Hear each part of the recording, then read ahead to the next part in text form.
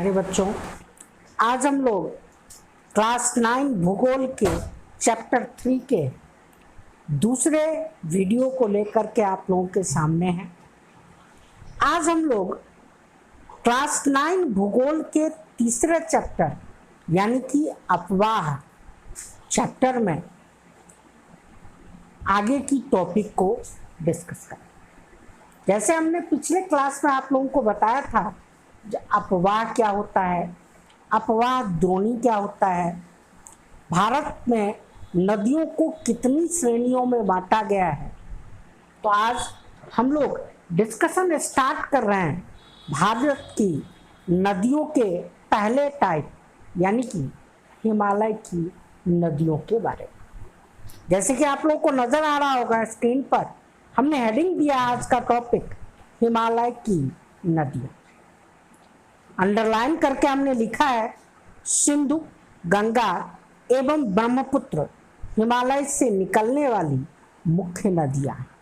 जहां एग्जाम में क्वेश्चन आ सकता है जो हिमालय से निकलने वाली 3 प्रमुख नदियों का नाम बताएं। क्या क्या बताइएगा?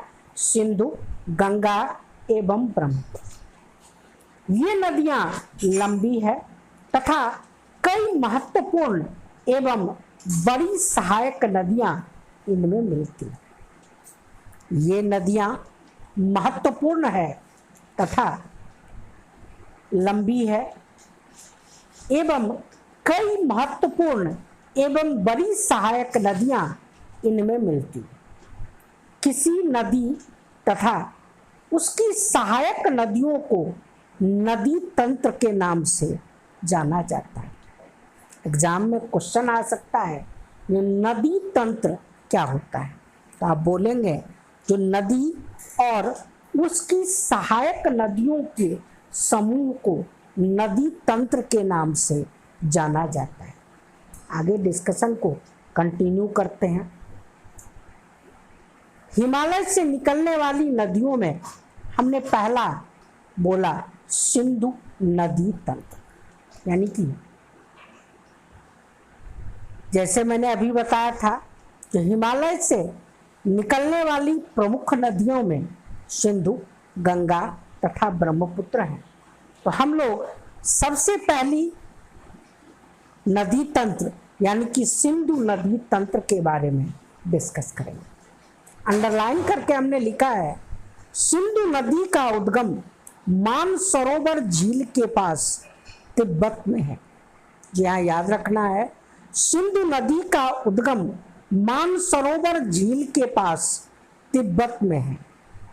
पश्चिम की ओर प्रवाहित यह नदी भारत में जम्मू कश्मीर के लद्दाख में प्रवेश करती है। पश्चिम की ओर प्रवाहित यह नदी मतलब सिंधु नदी भारत में जम्मू कश्मीर के लद्दाख से प्रवेश करती है। इस भाग में यह एक अत्यंत सुंदर दर्शनीय गार्ज का निर्माण करती है। इस भाग में यह एक अत्यंत सुंदर दर्शनीय गार्ज का निर्माण करती है। इस क्षेत्र में अनेक सहायक नदियां जैसे जास्कर, नुब्रा, श्योक तथा हुंजा इस नदी में मिलती है। इस क्षेत्र में अनेक सहायक नदियां जैसे जास्कर, नुब्रा, श्योक तथा हुंजा इस नदी में मिलती है। सिंधु नदी बलूचिस्तान तथा गिलगित से प्रवाहित होते हुए, याद रखना है, सिंधु नदी बलूचिस्तान तथा गिलगित से प्रवाहित होते हुए अटक में पर्वतीय क्षेत्र से बाहर निकलती है। सिंधु नदी बलूचिस्तान तथा गिलगित से प्रवाहित होते हुए अटक में पर्वतीय क्षेत्र से बाहर निकलती है। सतलुज, ब्यास, रावी, चेनाब एवं झेलम। सतलुज, ब्यास, रावी, चेनाब एवं झेलम। सतलुज, ब्यास, रावी, चेनाब एवं झेलम परस्पर मिलकर पाकिस्तान में मिठानकोट के पास सिंधु नदी में मिलती है। परस्पर मिलकर पाकिस्तान में मिठानकोट के पास सिंधु नदी में मिलती है। इसके बाद यह नदी दक्षिण की तरफ बहती है और अंततः कराची से पूर्व की ओर अरब सागर में मिलती है। इसके बाद यह नदी दक्षिण की तरफ बहती है और अंततः कराची से पूर्व की ओर अरब सागर में मिलती है। सिंधु नदी के मैदान का ढाल बहुत मंद है। सिंधु द्रोणी का 1/3 से कुछ अधिक भाग भारत के जम्मू कश्मीर, हिमाचल तथा पंजाब में और शेष भाग पाकिस्तान में। यहाँ याद रखना है, सिंधु नदी के मैदान का ढाल बहुत मंद है।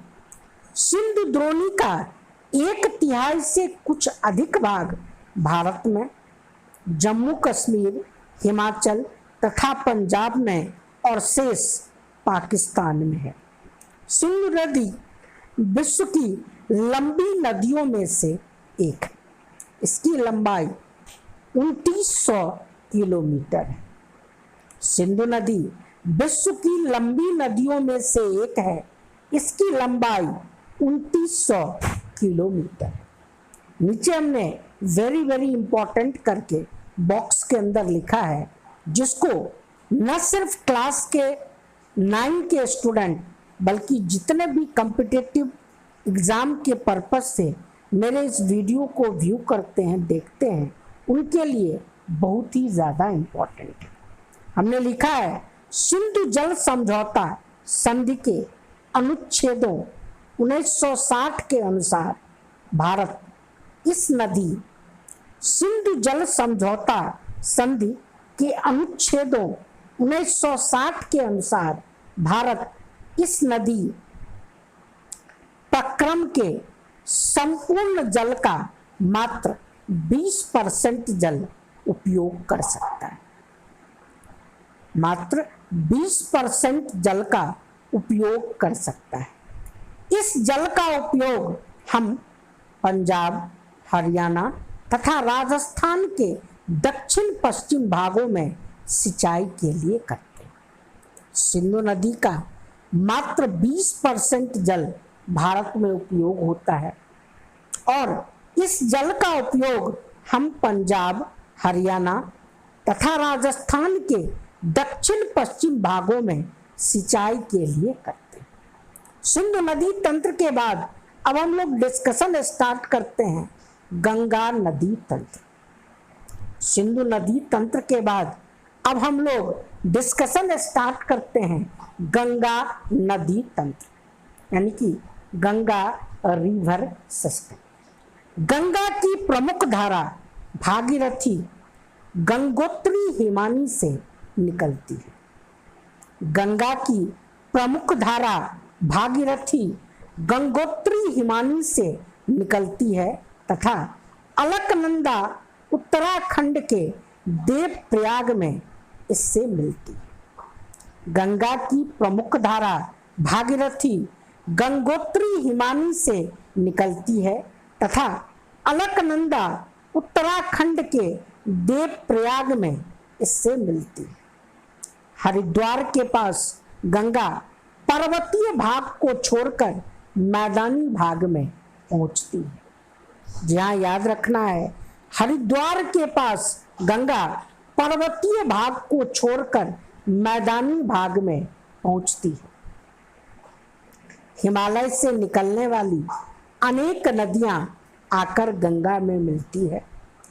हिमालय से निकलने वाली अनेक नदियां आकर गंगा में मिलती है।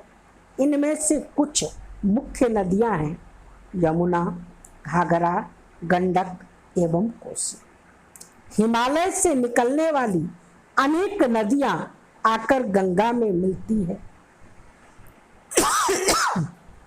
इनमें से कुछ मुख्य नदियां हैं यमुना, घाघरा, गंडक एवं कोसी। यमुना नदी हिमालय की यमुनोत्री, हिमानी से निकलती है। यमुना नदी हिमालय की यमुनोत्री हिमानी से निकलती है। यह गंगा के दाहिनी किनारे के समानांतर प्रवाहित होती है तथा इलाहाबाद में गंगा में मिल जाती है। जहाँ याद रखना है, यमुना नदी हिमालय की यमुनोत्री हिमानी से निकलती है। यह गंगा के दाहिनी किनारे के समानांतर प्रवाहित होती है तथा इलाहाबाद में गंगा में मिल जाती है। घाघरा, गंडक एवं कोसी नेपाल हिमालय से निकलती है। घाघरा, गंडक एवं कोसी नेपाल हिमालय से निकलती है। इनके कारण हर साल उत्तरी मैदान के कुछ भाग में बाढ़ आती है, जिससे बड़े पैमाने पर जान माल की क्षति होती है। लेकिन ये वे नदियां हैं जो मिट्टी को उपजाऊ बनाकर कृषि योग्य भूमि तैयार करती है। बाएं तथा दाहिने किनारे की सहायक नदियों के जल से पूर्ण होकर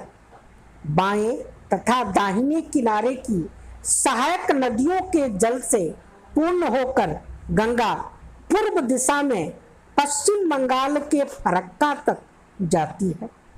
बाएं तथा दाहिने किनारे की सहायक नदियों के जल से पूर्ण होकर गंगा पूर्व दिशा में पश्चिम बंगाल के फरक्का तक जाती है। यह गंगा डेल्टा का सबसे उत्तरी बिंदु है। क्या याद रखना है, यह गंगा डेल्टा का सबसे उत्तरी बिंदु है, जहां यह दो शाखाओं में विभाजित हो जाती है। यह गंगा डेल्टा का सबसे उत्तरी बिंदु है, जहां यह दो शाखाओं में विभाजित हो जाती है। भागीरथी हुगली दक्षिण की ओर बहती है तथा डेल्टा के मैदान से बहते हुए बंगाल की खाड़ी में मिलती है। भागीरथी हुगली दक्षिण की ओर बहती है तथा डेल्टा के मैदान से बहते हुए बंगाल की खाड़ी में मिल जाती है। मुख्य धारा दक्षिण की ओर बहती हुई बांग्लादेश में प्रवेश करती है। मुख्य धारा दक्षिण की ओर बहती हुई बांग्लादेश में प्रवेश करती है तथा ब्रह्मपुत्र नदी इससे आकर मिल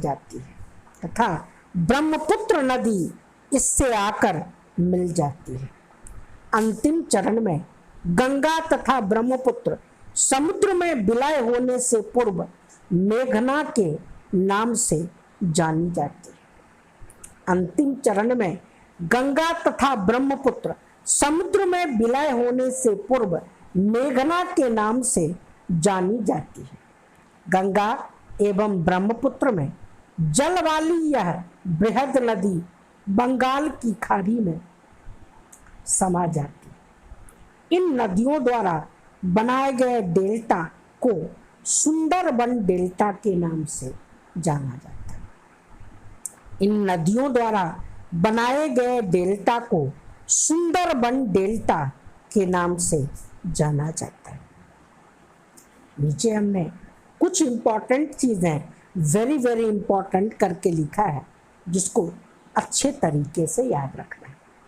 हमने बॉक्स के अंदर लिखा है वेरी वेरी इंपॉर्टेंट करके, नमामि गंगे परियोजना एक एकीकृत संरक्षण मिशन है। नमामि गंगे परियोजना एक एकीकृत संरक्षण मिशन है। इसमें राष्ट्रीय नदी गंगा से संबंधित दो उद्देश्यों, प्रदूषण के प्रभाव को कम करना तथा उसके संरक्षण और कायाकल्प को पूरा किया जा सके। नमामि गंगे परियोजना एक एकीकृत संरक्षण मिशन है। इसमें राष्ट्रीय नदी गंगा से संबंधित दो उद्देश्य, प्रदूषण के प्रभाव को कम करना तथा उसके संरक्षण और कायाकल्प को पूरा करना शामिल है। आगे चलते हैं और कुछ इम्पोर्टेंट चीज़ों के बारे में डिस्कस करते हैं, जिसको हमने ब्रैकेट के अंदर लिखा है। सुंदरबन डेल्टा का नाम वहाँ पाए जाने वाली सुंदरी पादप से लिया गया है। जी हाँ, याद रखना है, ये कॉम्पिटिटिव एग्जाम में भी क्वेश्चन आ सकता है, जो सुंदरबन डेल्टा का नाम सुंदरबन क्यों पड़ा। याद रखना है, सुंदरबन डेल्टा का नाम वहाँ पाए जाने वाले सुंदरी पादप से लिया गया है। सुंदरबन डेल्टा विश्व का सबसे बड़ा और तेजी से वृद्धि करने वाला डेल्टा है। सुंदरबन डेल्टा विश्व का सबसे बड़ा और तेजी से वृद्धि करने वाला डेल्टा है। यहाँ रॉयल बंगाल टाइगर भी पाए जाते हैं। यहाँ याद रखना है, सुंदरबन डेल्टा विश्व का सबसे बड़ा और तेजी से वृद्धि करने वाला डेल्टा है। यहाँ रॉयल बंगाल टाइगर भी पाए जाते हैं। गंगा नदी की लंबाई 2500 किलोमीटर से अधिक है। गंगा नदी की लंबाई 2500 किलोमीटर से अधिक है। अंबाला नगर सिंधु तथा गंगा नदी तंत्र के मध्य जल विभाजित पर स्थित है। जी हाँ, याद रखना है, अंबाला नगर सिंधु तथा गंगा नदी तंत्रों के मध्य जल विभाजक पर स्थित है। अंबाला से सुंदरबन तक मैदान की लंबाई करीब 1800 किलोमीटर है। अंबाला से सुंदरबन तक मैदान की लंबाई लगभग 1800 किलोमीटर। आज हम लोग यहीं तक रहेंगे और नेक्स्ट वीडियो में आगे डिस्कस करेंगे। आज के लिए बस इतना ही। धन्यवाद।